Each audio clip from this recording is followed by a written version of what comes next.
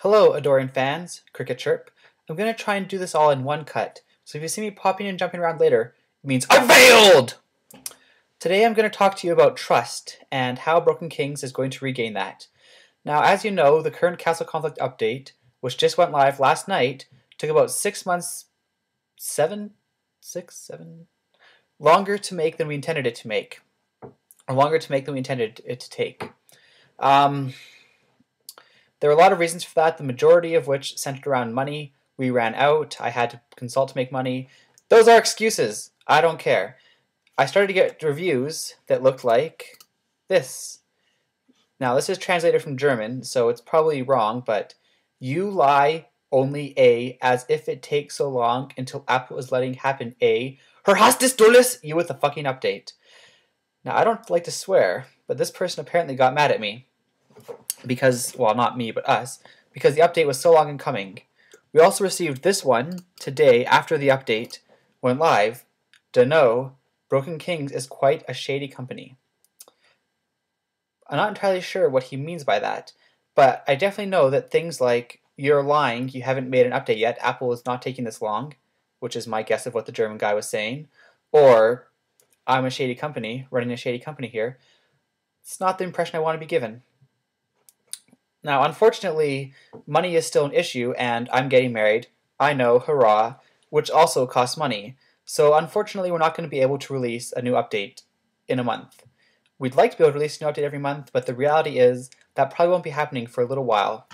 Especially if you look at our sales, it's not very impressive. Even yesterday, after the update went out, we didn't make a lot of money. Now, we want to be able to work on Castle Conflict all the time, and so that's kind of the goal we're working towards, as well as other games, because, quite simply, it takes a while to come up with a good idea for a campaign for Castle Conflict. But that's probably going to start in December or January. That we're going to be able to be a lot more consistent with our releases. In the meantime, as I've stated, I'm working on another project in town. We're going to be talking about doing this release either November or December. November is what my wedding is, so December is more likely.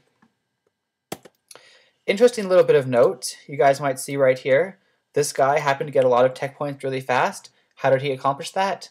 Well, let me tell you, I gave them to him and everybody who starts a new game in Castle Conflict.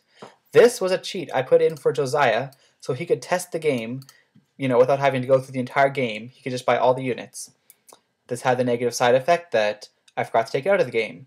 This fix has already been submitted to Apple and will hopefully be out soon, but in the meantime, you guys get to cheat. Alright, the last thing I want to talk about today is Furious Tactics. As I've stated, I'm working on another project. This one is being done in collaboration with Big Stack Studios and Bella Machina. They're two local companies.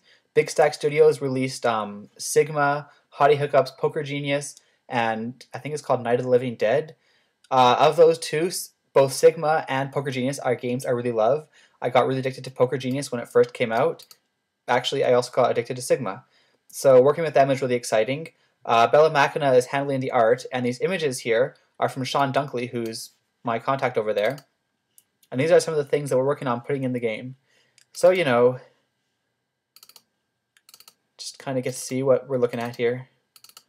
Lots of images, yay. These are all mock-ups of where the game's going to be. Last night I actually made a video of me programming this, which is basically the user will touch this button, and then this will scroll out. And if I have code open, might even be able to show you guys that really fast, that I got it working. But unfortunately, my computer shut down mysteriously, just straight to black screen, and I lost my recording of it. So unfortunately, instead of getting some cool behind-the-scenes look at how code is made, it was actually turning out pretty terrible. I got to try harder next time. You guys just get to see what it looks like in the end.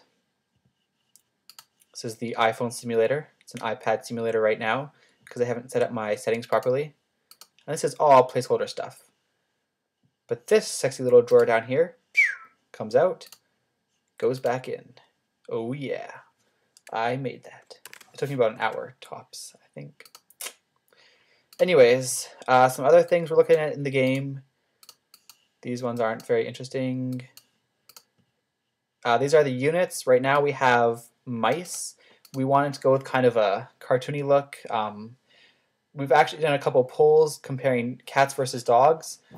against fantasy, so the mice might not actually make it into the game.